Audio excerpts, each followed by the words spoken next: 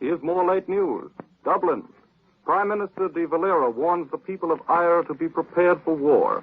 But he says Ireland is continuing its policy of strict neutrality in the spreading hostilities. In his warning, de Valera said war might come to Ireland, quote, as a thief in the night. Moscow. The Red Russian army is striving to drive the Germans into a full Napoleonic retreat on all three Russian fronts. And tonight they're still sweeping the Germans before them in the north, the center, and the south. Canberra, Australia. The Australians have started blackouts, and in Sydney the people are sandbagging buildings. Munitions workers are keeping war industries going 24 hours a day. They've also offered to abandon their holidays, and Australian youths are flocking to the recruiting stations in increasing numbers. London. The British Communist Party urges the closest coordination of the Allied forces.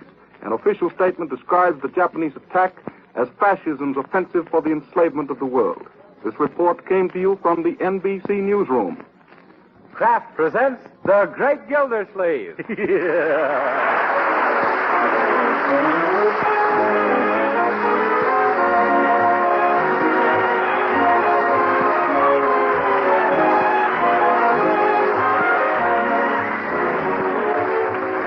week at this time from Hollywood, California, Kraft presents Harold Peary as The Great Gildersleeve, written by Leonard L. Levinson.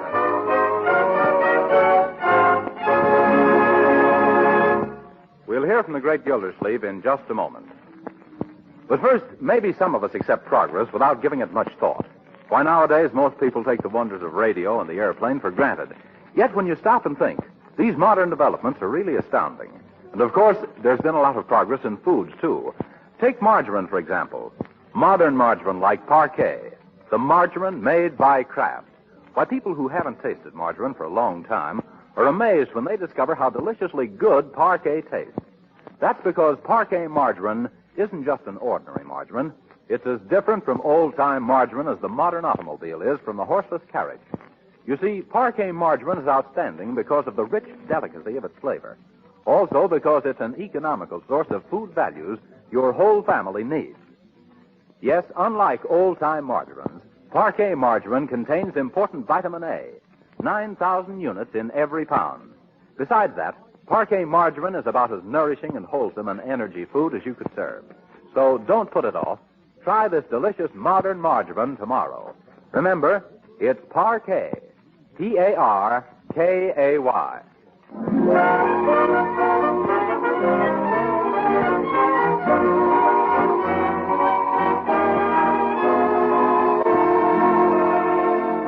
And now let's visit our friend, the Great Gildersleeve.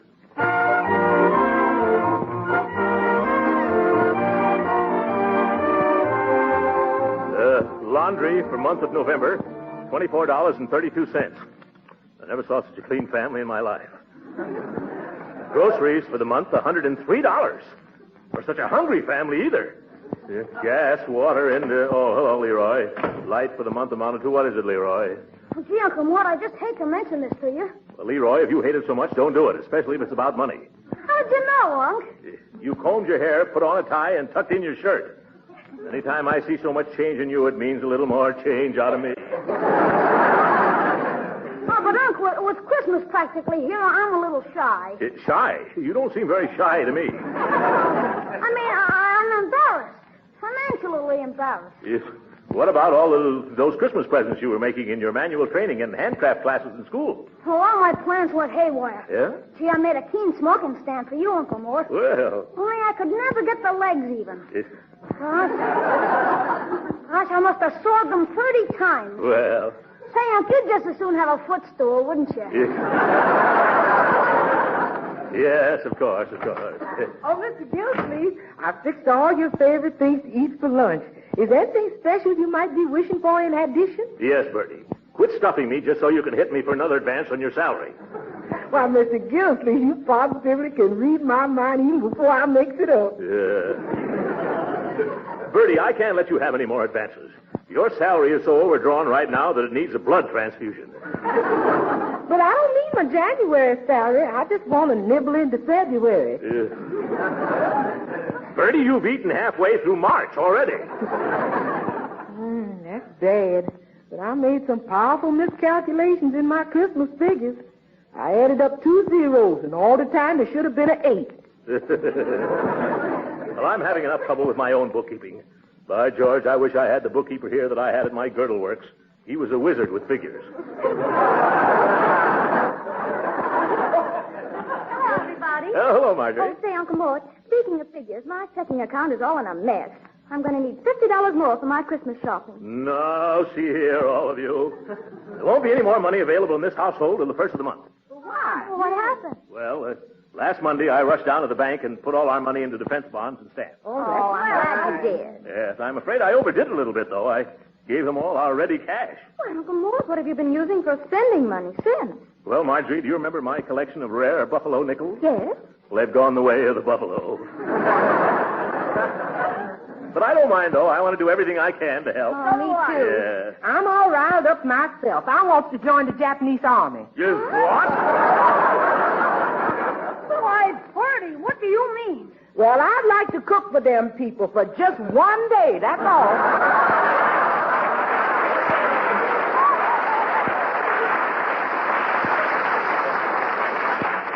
Yes, Bertie, I see what you mean. Anyway, we won't mind skipping a few things this Christmas, will we, children? After all, half of what we buy each other always winds up in the storeroom anyway. Say, I've got an idea. Yes, Uncle Mort? Let's see what we can sell out of that storeroom, huh? Of course, I never thought of that. Come on, let's look now. Yes, come on, everybody, come on. Must be a million things in here. Yes. What did I tell you? Look. Oh, look. Maybe I can sell that old dress for her. But you done promised that to me, Miss Marge. Oh, isn't that dress form a little little for you, Bertie? No, sir. I just measures everything on that, and then I multiply by 3, and that's me. Yes, I see. Well, Leroy, you've certainly outgrown that old scooter of yours there. Yeah, but I need the wheels to make a wagon. You know how things are these days. A man can't go around wasting rubber. Yeah. Say, how about selling buck? Buck? Yes, that's what we call the iron deer in the corner. Oh, that. Used to stand out on the lawn. Yeah, until one Christmas Eve when Grandpa thought he was Santa Claus and tried to ride it home all night long. There's a powerful lot of iron in that animal. It ought to be worth some money. Ain't scrap iron valuable when a country's scrapping? Yes, sir. I think we can get a little dough out of that deer. I'll tell you what we'll do. If any of you can sell it, you can keep the proceeds. Me too, Mr. Gildersleeve? Yes, of course, Bertie. However, I'll deduct the money out of your April wages. Hey, I better get busy. Maybe this will be the beginning of my entire business career. Yeah. Hello, is this Skinner Salvage and Scrap Company that buys anything from a safety pin to a second-hand skyscraper? That's me. Mr. Skinner, I got a big business deal for you. What are you paying for scrap iron these days? 80 cents a hundred. How much you got? Oh, plenty. You better come out and see me. 747 Parkside Avenue. Okay, who's just talking? Just ask for Mr. Leroy Forrester. And remember, don't buy it from anybody else. Hot dog. Now I'll get the money to buy Marjorie that swell chemistry set I liked so much for Christmas. Yes, this is the Summerfield Ironworks. Phelps speaking. This is Marjorie Forrester. Oh, how can I be of service, Miss Forrester? It is Miss Forrester, isn't it? Yes. I want to know if your company is interested in purchasing a quantity of used iron. Why, yes, we are. In what form is this iron? Really? It's a little dear. Oh, we won't quibble about prices, Miss Forrester. No, you don't understand, silly.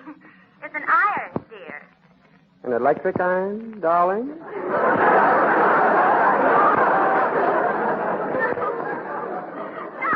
No. An iron deer. Deer. A farm's husband.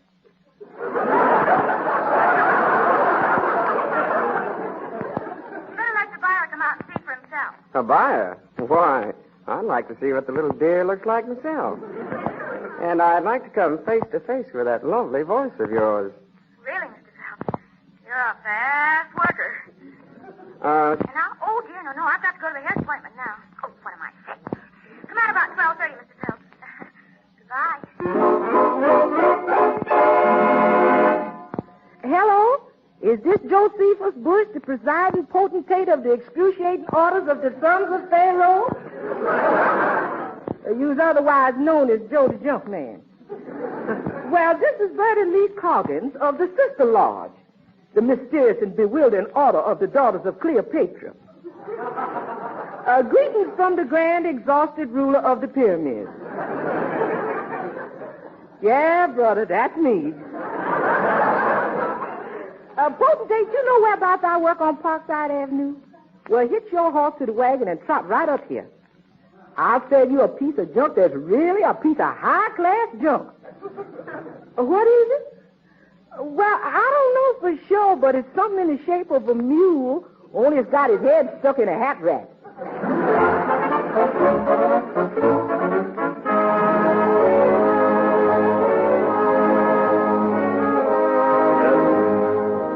Leroy, can't you sit still a moment?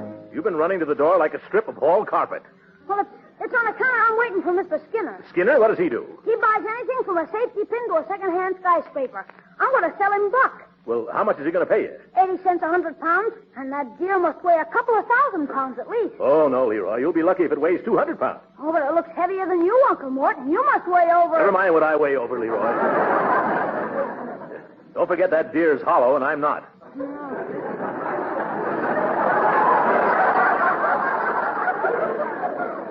No, you're not, but he's got horns and you haven't. But I wear shoes, and he doesn't. Yes, you're right, then all I'll get will be between $1.50 and $2. Leroy, we really ought to try to get a better price. Have you called any other junk dealer to bid against your Mr. Skinner? No, I haven't. Well, if you had, wait a minute. I know how we can get a decent sum for our cast iron cast-off. How, Unc? Competition is the spice of the pudding, my boy. And if Mr. Skinner had a little competition... I know. You're going to pretend you're another junk man, aren't you, Uncle Mort? Oh, you went and guessed it. But Mr. Skinner won't. He's a regular super-duper of a scheme. You think so? Well, let's try it then. You just introduce me by some other name, some pseudonym, and I'll keep boosting the price up for you. It'll look fishy unless you put on a hat and coat. You better get old ones. Oh, yes, yes. Oh, darn, I bet that's him now. Skinner? Well, I find an old overcoat and hat. Tell me quickly, Roy. Right there in the storeroom. Oh, yes. Sure. Yeah, I better get him something before Leroy comes back with that real junk man. Here's something I've always wanted to wear. Now, let me get this all clear, kid. Are you sure that you're Mr. Leroy Forrester? Of course, Mr. Skinner. Well, then who's this fat gent here with the derby hat and the old army overcoat? Oh, boy. What's so funny, young man? Nothing at all. Mr. Skinner, this is another junk dealer, Mr. Pseudonym. Yeah. Pleased to meet you, sir. Hey, what kind of a junk man are you, giving out with a pleased to meet you, sir? And say, I never heard of no local dealer with a name like Sudenheim. Are you a member of the JMCA? No, however, I am a member of the YMCA. I mean the Junk and Metal Collectors Association. Oh. Are you sure you're a legitimate junk man? You sure don't talk like one. Oh, well, that's because I come from Boston. We talks this way up that way. Okay? Okay. Yeah. Only one thing. Kind of watch your step around this town. Get it? Yeah, got it. Say, how much will you give me for this swell iron deer, huh? Well, where's the rest of the scrap you want to sell? That's all there is, isn't it enough? For Pete's sake. You mean you drag me all the way here for one rusty mildewed chunk of metal venison? You mean you don't want it, eh? Well, we'd like to have this little number up in Boston. Yes.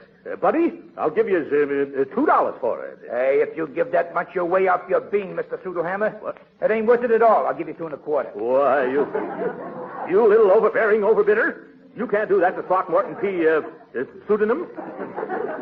I'll wipe that nasty little grin off your face, and just about I bid $3. Well, I'll show you the 2 can play at that game. I bid $3.05. 5 cents.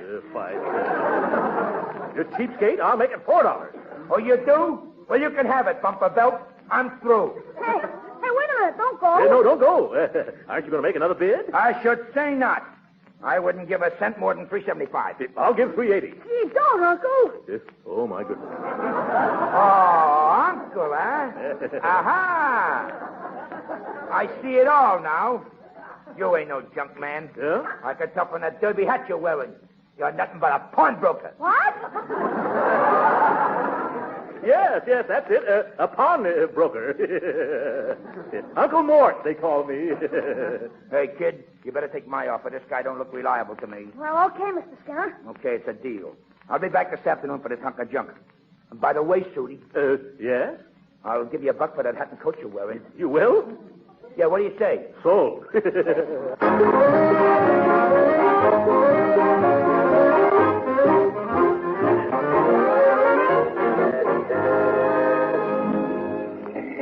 right, Leroy. You go ahead and shop as far as your $3.75 will take you. I'm going into this bank. Okay, Uncle Mort. And remember, Leroy, go straight home as soon as you're finished. Say, who is this fellow coming this way? I don't know, Unc. His face is mighty... Oh, yes, of course. Hello, Mr. Llewellyn. Oh, Mr. Gildersleeve.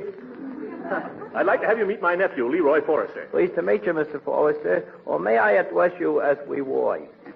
Mr. Llewellyn was formerly your cousin Octavia's secretary, Leroy. Glad to have made your acquaintance. I gotta go now. So long, Uncle Mort. Goodbye.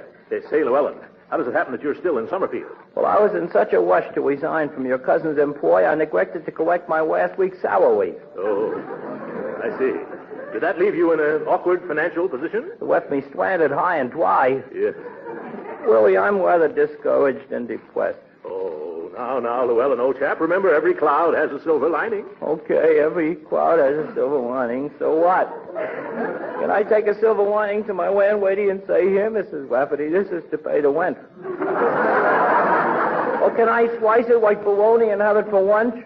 Or can I use the silver lining in my shoes instead of weather? No, of course not. I didn't realize your predicament. Well, it happens that I need some clerical assistance. Would you like a job? Oh, most emphatically. Oh. Do you know anything about bookkeeping? Oh, yeah, double entry, profit and loss, wedges. Let me recite my experiences. That isn't necessary. I'll give you a trial. You will? Yes. I really need a bookkeeper badly. And I imagine that's just how you keep books. Oh, you don't know how glad I really am. This means I won't have to take the job that was offered to me. Oh, you had a position you could have taken. Oh, yes.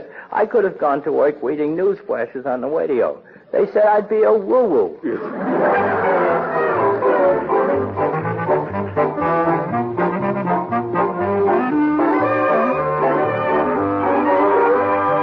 Bertie! Oh, Bertie! Yeah, it's you, Leroy. What's all the fuss for? Somebody swiped Buck, the iron deer. The man I sold it to was here just now, and we couldn't find it anyplace. Of course not. The man I sold it to just hauled it away. You sold it too? Jeepers, now we're in a mess. Mr. Skinner is coming back in 3 hours. Well, just give him a refund on his money. I can't. I spent it. Besides, he told me to have the deer here or he'd go to the police station. What for? They ain't got no deers there. Only bulls. Well, Skinner's going to have me arrested for selling what I haven't got if I can't deliver what he thought he was paying for when he bought what you just sold. Well, say that over again and take out the lump. He's going to get me arrested for selling him a disappearing iron deer. Oh, hello, Uncle Mort. Hello, Mr. Llewellyn. Hello. Gee, Uncle Mort, we're in a jam. The jam? What's wrong? You remember Mr. Skinner who bought the deer for $3.75? Yes? Well, he didn't. How could he didn't? Well, when he came to pick it up, Bertie had already sold it to somebody else. And now Skinner says he's going to have me arrested if he doesn't get the deer back. Oh, my. And I had a lot of matters to straighten out with Mr. Llewellyn here this afternoon. Well, let's do him later. Huh? What's wrong with your ears, Bertie? Mr. Llewellyn said let's do him later. Uh-huh. There's only one thing to do, and that's to get the deer back. Who'd you sell it to, Bertie? Josephus Bush. Oh, yes, Joe Bush. I've heard that name before. Where is his place of business? In the alley. No, where does he transact his affairs from? Oh, from a horse and wagon. No, Bertie. What Mr. Gildersleeve is driving at is, where does he live? Where does he sleep? Where does he get his telephone calls? At the corner of 33rd and the railroad track. What'd you say? Well, let's go to the railroad track. Yes, we've got to get that deer back before that Skinner returns. Oh, that reminds me, Mr. Gildersleeve. Isn't it a little bit late in the season to be hunting deer?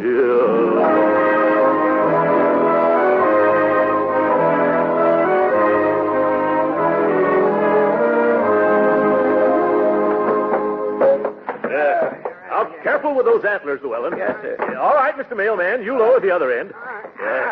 You boys in the middle, steady now. Yes, steady. Yes, there it is. Yes. Thank you very much, boys. Oh, I'm pretty tuckered out. Yes. Trouble is you don't keep yourself in condition, Llewellyn. Well, shall we move Buck back into the storeroom or let him stay here in the hallway for Mr. Skinner to pick up? Personally, I was hired as a bookkeeper, not as a longshoreman. Oh, yeah. Well, let's leave it right here for Skinner. And remind me to tell Bertie that her friend, Joe Bush, charges $7 out of her April wages to get this metal moose back here. Yes, sir. You know something, Mr. Gildersleeve? Every time I look at this statue, it reminds me of something. Anybody you know? No. I just can't recollect just what it reminds me of. Oh, well, come with me, Llewellyn, and I'll show you where to wash up. Oh, gladly. Yeah, moving a thing like that's no Halloween prank. This way.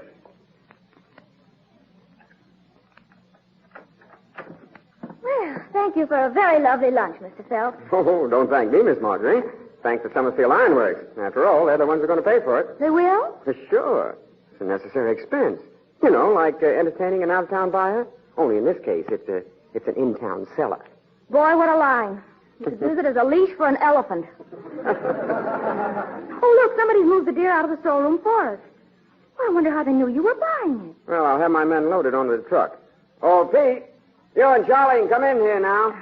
It was terribly nice of you to give me $20 for Buck, Mr. Phelps.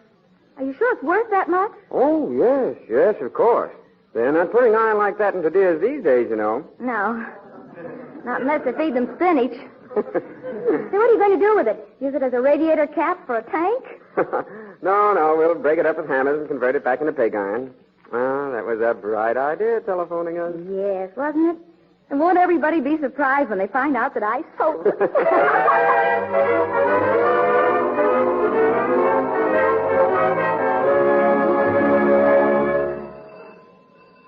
Well, here comes Mr. Skinner back again, Uncle Mort. I'll get it. Yes, all right. Well, thank goodness. Now Leroy can let him cart that deer away, and we'll have the whole matter off our chest, Llewellyn. A good riddance, too, I say. Yeah. Certainly wasn't worth all the trouble it took. Leroy got $3.75, and it cost me $7 to get it back after Bertie sold it. Hey, Uncle Mort, it's Mr. Skinner, all right. Yeah? Where'd you put the deer? It isn't in the storeroom. Of course not. We left it in the hall. Can't you use your eyes? Well, it isn't there now. Well, it couldn't walk away. Did you move it, Llewellyn? Me? After the struggle and trouble I had getting it through the front door? Oh, sir, my mother never raised any foolish children. Yeah, we'll go in there. I can't find it, Uncle Mort. I've had enough of this horsing around. Who's the head of this wacky household? I am, sir. What's the meaning of this intrusion? Oh, it's you. Oh, forgot. Say, how many different people are you? First the junk man, then a pawnbroker, and now the pauper around here. He's our Uncle Mort. That's right. Oh, he's your uncle, too. Oh, no. Not exactly, you see. I think he's Dr. Jekyll and Mr. Hyde and probably two other fellas. Yes. Hello, Uncle Mort. Say, what's going on in here? This man, Skinner, bought our iron deer from Leroy, and now it's disappeared. For the second time. Oh, my goodness. I just sold it to the Summerfield Ironworks for $20. $20. No wonder you didn't want to turn it over to me for $3.75. Oh. Better give him back his money, Leroy. I can't. I've spent it already. Well, then you better give it to him out of the 20, Marjorie. I've spent all mine, too. Oh, jumping jeeps. Well, I'll have to give you the $3.75, mister. Oh, no, you don't. What about all the time I wasted? Huh? And the cab fare? And the 2 trips with the truck? And the profit I'd have made selling it to the ironworks? You got to give me at least $10 for all my trouble. $10 for $1? Why, you can go down to the river and take a good... You can take a good jump in the lake for yourself. Yeah, well, I'll sue. Excuse me, Mr. Gildersleeve. Can I speak to you privately? Is it important? Vitally. Come on over here. What is it, Llewellyn? You remember that there was something about that deer that reminded me of something, only I couldn't recall what? Yes. What is it? Well, I just recollected. Iron deers like that are scarce. They're rare antiques. They are? They are? Yeah, I read somewhere that they're a vanishing form of Americana. They're worth anywhere from $150 up to collectors and at museums. Not so loud. That mule Skinner will hear you. Do you think we should pay him the $10 and get rid of him? Absolutely. And then we should rush right down to the ironworks and rescue the deer before they break it up. Oh, that's right. Break it up. Oh, we'll have to pay them back, too. Yep. $20 there, $10 to Skinner, $7 to Joe Bush. That's $37 it's going to cost me to get the deer back. Llewellyn, you better be right about the value of that iron casting or... Or what, Mr. Gildersleeve? Or else I'll clown you.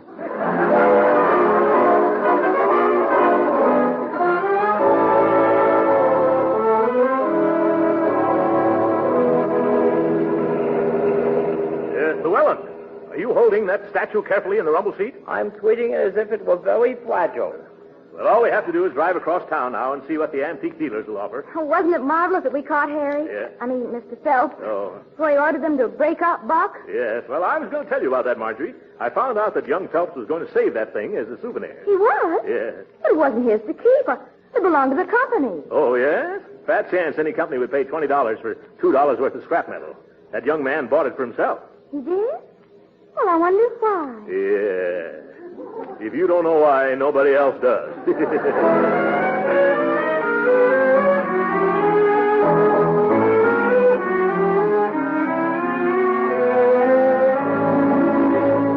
Mr. Mr. Gildersleeve. This is Mr. Abernathy, who's an expert on old hitching posts, sundials, and iron deer. Yes, how do you do, sir? Oh, I'm glad to meet you. I thought there was no use woading and unwoading the statuary till its authenticity was established. Yes, that's right. Go ahead, Mr. Abernathy. Climb up and examine it to your heart's content. Well, thank you.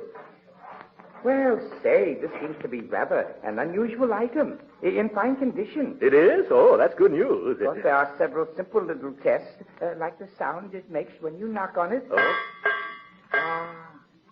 Oh, just listen to that. Isn't that music to the ear? I don't know. Does that mean it's genuine? Yes. And it certainly is music to the ear.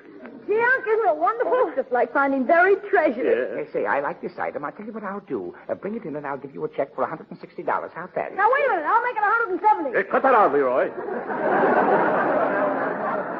That's a very nice offer, Mr. Abernathy. We'll take it. Llewellyn, I suppose you help me lift it out and then hand it down to me. Okay. You grab hold of the wakes, Mr. Gildersleeve. Yes, all right. I've got him. Now, be careful. Lucifer Llewellyn is always careful. Easy now. This is worth a lot of money. Watch out it doesn't get away from you. Well, I'll try to, but it's got an awfully slippery wump. What? Look out below! Oh, look out!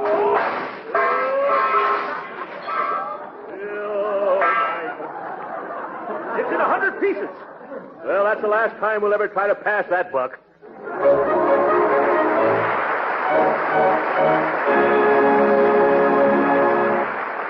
The Great Gildersleeve will be with us again in a few minutes.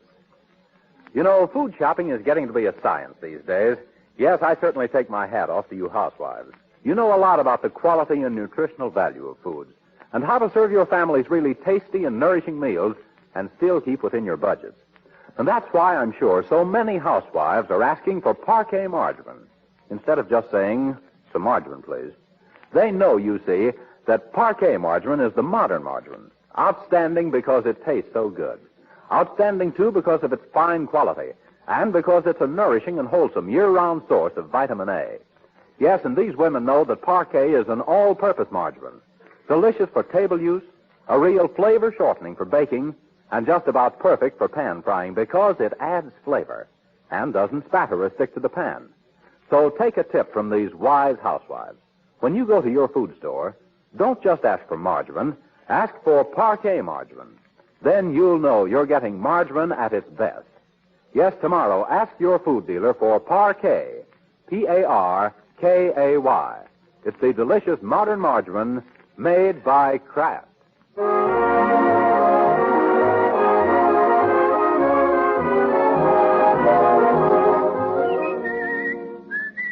Leroy, how can you whistle and chuckle and grin when we've just smashed $160 worth of iron deer? I wanted to wait till we were alone, Unc. When old Buck busted up, something that was hidden inside of him came rolling out. It did? What was it? I picked it up so nobody would see. It's a great big wad of money. Oh, my goodness. Maybe that crash was for the best. There's nobody else around here. Let me see it. Here you are, Unc. Wow, what a roll. Cut the string, Leroy. There. Oh, boy. Oh, darn it, we lose again. It's Confederate money. Good night.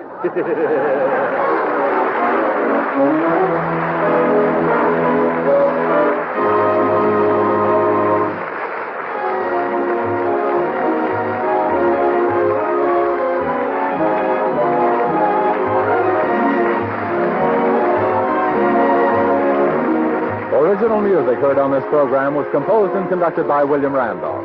This is Jim Bannon speaking for the Kraft Cheese Company and inviting you to be with us again next week at this same time for the further adventures of the Great Gildersleeve. This is the National Broadcasting Company.